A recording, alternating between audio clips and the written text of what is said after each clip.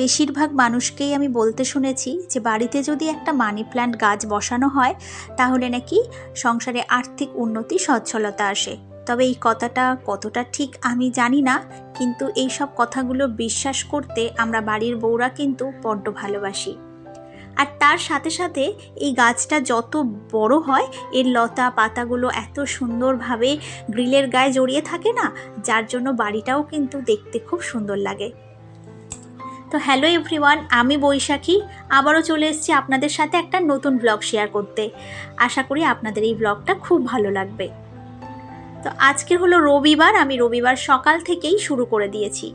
তো ছেলে ঘুম থেকে উঠে পড়েছে আর তারপর কিন্তু আমি স্নান টান করে এখন রান্নাঘরে চলে এসেছি ছেলের জন্য টিফিন রেডি করব।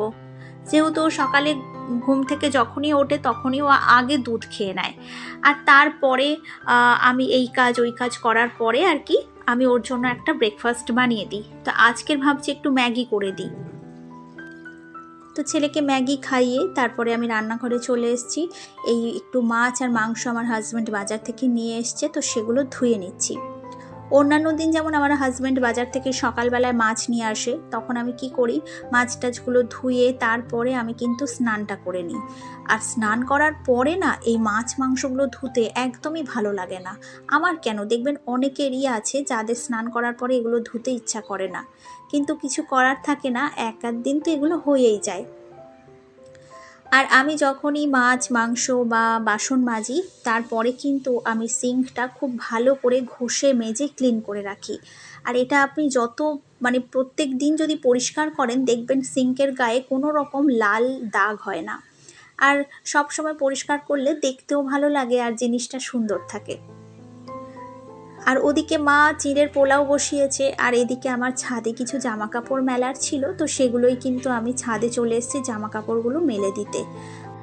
আর এই কদিন এত প্রচণ্ড গরম পড়েছে কি বলবো আপনাদের, এখনই এই গরম, পরের দিকে যে কি গরম পড়বে সেটা ভাবলেই কিন্তু একটা ভয় লাগে। আর ছাদে তো বেশিক্ষণ দাঁড়াবার উপায়ও ছিল না, তাই তাড়াতাড়ি করে জামা কাপড়গুলো মেলে আমি ছাদ থেকে চলে এসেছিলাম। আর এদিকে নিচে তো কারোরই খাওয়া হয়নি, তো ছাদ থেকে এসে আমি সবাইকে টিফিন দিয়ে দিচ্ছিলাম। ছেলেরই শুধু টিফিন খাওয়া হয়েছিল। তারপরে সবাই মিলে টিফিন খেয়ে তারপরে যে যার কাজকর্মগুলো কিন্তু সবাই করতে ব্যস্ত ছিল।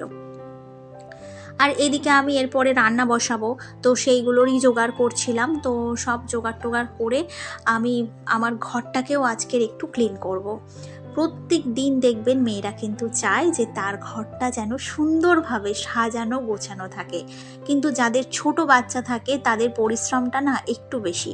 কারণ ধরুন সে প্রত্যেক দিনই ঘর গোছাচ্ছে, কিন্তু তার ছেলে বা মেয়ে যেই হোক সে কিন্তু এসে পরক্ষণেই দেখবে যে তার ঘরটা কিন্তু অগোছালো হয়ে গেছে। তো সেই জন্য এই মায়েদেরকে কিন্তু একটা এই ঘর পরিষ্কার পরিচ্ছন্ন রাখাটা তার কাছে একটা ভীষণ টাফ ব্যাপার। তো যাই হোক, আমি তো সবসময় আমার ঘরটাকে সুন্দরভাবে গুছিয়ে রাখার আর কি চেষ্টা করি।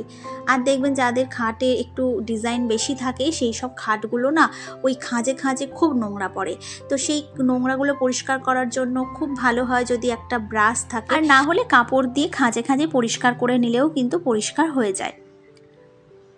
তো রুমটা আমি কিছুটা ক্লিন করে এসেছি, এবার আমি রান্নাঘরে চলে এসেছি। এসে আমার রান্নাগুলোও কমপ্লিট করতে হবে।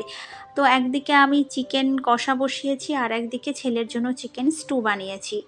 আর আপনারাও দেখে বুঝতেই পারছেন যে আমি প্রচণ্ড ঘেমে অস্থির হয়ে যাচ্ছিলাম, কারণ ওই যে প্রচণ্ড গরম পড়েছে আর আমাকে তাড়াতাড়ি রান্নাটাও সারতে হবে। আর না হলে একটু পরে এত রোদ হবে যে আমি রান্নাঘরে বেশিক্ষণ দাঁড়াতে পারবো না, কারণ ওই রান্নাঘরের জানলা থেকে তো প্রচণ্ড রোদ আসে। তো রান্না টান্না সব কমপ্লিট করে আমি এখন চলে এসেছি আমার রুমটার বাদবাকি সব জিনিসগুলো ক্লিন করতে। আপনারা অনেকেই দেখেন যে আমার কিন্তু এই ফ্ল্যাটটা খুব ছোট্ট ফ্ল্যাট ছোট হোক না, কিন্তু আমরা সব সময় চাই যে আমার এই রুমটাকে কিভাবে আমি সুন্দরভাবে একটু অর্গানাইজ করে রাখবো। তো অর্গানাইজ করার জন্য যে আপনার খুব দামি দামি জিনিসের প্রয়োজন আছে তা কিন্তু নয়। আপনার ঘরে অনেক কিছুই হয়তো আপনার চোখের সামনে থাকে, কিন্তু সেটাকে আমরা সঠিকভাবে কাজে লাগাতে পারি না। ঠিক সেরকম যাদের ঘরে বাচ্চা আছে, তো বাচ্চার কিন্তু অনেক খেলনা থাকে, এদিকে ওদিকে ছড়িয়ে ছিটিয়ে থাকে, তো সেগুলো সেগুলোকেই যদি একটু সুন্দরভাবে বুদ্ধি খাটিয়ে একটু অন্যভাবে গুছিয়ে রাখা যায়, দেখবেন আপনার ঘরটা কিন্তু অন্য দিনের তুলনায় একটু আলাদা লাগছে। তো ঠিক সেরকমই আমি কি করেছি, আমার কাছে না এই মুহূর্তে ওয়াল হ্যাঙ্গিং করার মতো কিছু ছিল না। সেই জন্য আমি মানে আমার খুব ইচ্ছা আছে যে আমি দেওয়ালে একটা সুন্দর ওই যে পাতাবাহারি টাইপের ওয়াল হ্যাঙ্গিংগুলো পাওয়া যায়, আমার ওটা লাগানোর খুব ইচ্ছা। ওটা হয়তো আমি পরের দিকে কিনতে পারি। তো এই মুহূর্তে নেই, কিন্তু এদিকে আমার মনে প্রচুর স্বাদ জেগেছে যে আমি ঘরটাকে সাজাবো। তো সেই জন্য কি করেছি, আমার ছেলের একটা গিটার আছে, তো সেটাকেই আমি একটু কোণভাবে রেখে দিয়েছি, আর তার ওপর আমার ছেলের একটা টয় ছিল, তো সেটাই আর কি তার ওপর রেখেছি। দেখতে কিন্তু বেশ ভালোই লাগছিল। আর শান্তিনিকেতন থেকে এই একতারাটা কিনে আনা হয়েছিল, তো সেটাই আর কি আমি অন্য আর একটা দেওয়ালে লাগিয়ে দিলাম। আর এই যে ক্যান্ডেলটা দেখছেন, এটা আমার ছেলে যখন খুব ছোট ছিল ওকে ওর এক কাকিমা এটা গিফট করেছিল, সেটাই এখন আর কি কাজে লেগে গেল। আর ওই ক্যান্ডেলটা কিন্তু আপনি রাত্রিবেলা লাইট মানে বন্ধ করে যদি ওটা জ্বালিয়ে দেন, ঘরটা খুব সুন্দর লাগে। আর তার পাশেই আছে ব্লুটুথ স্পিকার আর একটা বুদ্ধর মূর্তি। আর ওই ব্লুটুথ স্পিকারে আমি অবসর সময়ে একটু গান শুনে থাকি। আর তারপরে আমার এই ছেলের এই ছবিটা না, ও কি করেছে, এখানে পেন দিয়ে মানে স্কেচ পেন দিয়ে ওর পুরো চোখগুলোতে দেখুন দাগ করে দিয়েছে। আর সেই জন্য আমি কি করছি, একটু রিমুভার নিয়ে এটা মুছে দিচ্ছি। দেখুন খুব সুন্দরভাবে কিন্তু এটা ক্লিন হয়ে গেল। আপনাদেরও যদি বাড়িতে এরকম আপনার ছোট বাচ্চা কোথাও কালি দিয়ে দাগ করেছে যেটা উঠছে না, সেটা আপনারা কিন্তু এরকম মানে ওই রিমুভার দিয়ে পরিষ্কার করতে পারেন, দেখবেন অনায়াসেই কিন্তু ওটা রিমুভ হয়ে যায়। আর তারপরে এই জায়গাটা আমি একটু অন্যভাবে গোছালাম, আমার ছেলের ছবিটা রাখলাম, আর সাথে সল্টলেকের মেলা থেকে যে সুন্দর সুন্দর মাটির জিনিসগুলো কিনেছিলাম সেটাই সাজালাম। আর এবার দেখে বলুন তো আমার ঘরটা কেমন লাগছে। আর চাদরটা কিন্তু একদম নতুন পাতা হয়েছে, ঘরের সাথে মানানসই হয়েছে কি না সেটা কিন্তু আমাকে একবার কমেন্ট করে একটু জানাবেন। ওই যে বললাম না, ঘর সাজানোর জন্য কিন্তু বিশেষ কিছু জিনিসের প্রয়োজন হয় না।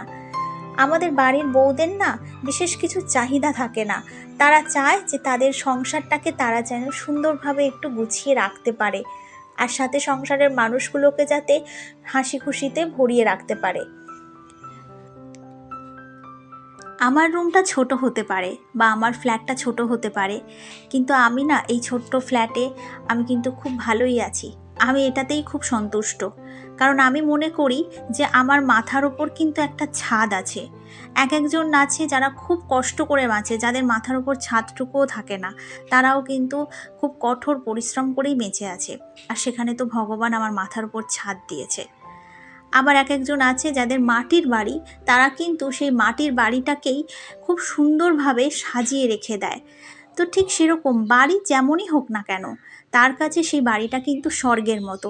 তো সেটাকে যদি আমরা মন প্রাণ দিয়ে সাজিয়ে গুছিয়ে রাখতে পারি, সেই বাড়ি কিন্তু খুব সুন্দর হয়ে যায়। সন্ধ্যাবেলায় ঠাকুরের একটু আরতি করে নিলাম। আর বন্ধুরা, আমার এই রুম সাজানোটা কেমন লাগলো সেটা কিন্তু আমাকে অবশ্যই একটু কমেন্ট করে জানাবেন। আপনাদের কমেন্টগুলো আমার পড়তে কিন্তু ভালোই লাগে। আগের দিন মৌমিতা দাস দিদিভাই আমাকে একজন কমেন্ট করেছিলেন যে আমার ভিডিও তার ভালো লাগছে। তো মৌমিতা দি, আপনাকে জানাই অনেক অনেক ভালোবাসা, এইভাবেই আমার পাশে থাকবেন। তো বন্ধুরা, সন্ধ্যাবেলায় কিন্তু ঠাকুরের সন্ধে দিয়ে এখন পরিবারের সাথে বসে একটু চা খাচ্ছিলাম আর একটু গল্প করছিলাম। তো আজকের ভিডিওটা কিন্তু আমি এখানেই শেষ করছি। আপনাদের আমার এই ভিডিও কেমন লাগলো সেটা কিন্তু আমাকে অবশ্যই কমেন্ট করে জানাবেন, একটা লাইক করবেন, আর অবশ্যই অবশ্যই আমার চ্যানেলটিকে সাবস্ক্রাইব করে আমার পাশে থাকবেন। তাহলে আজকের আসি।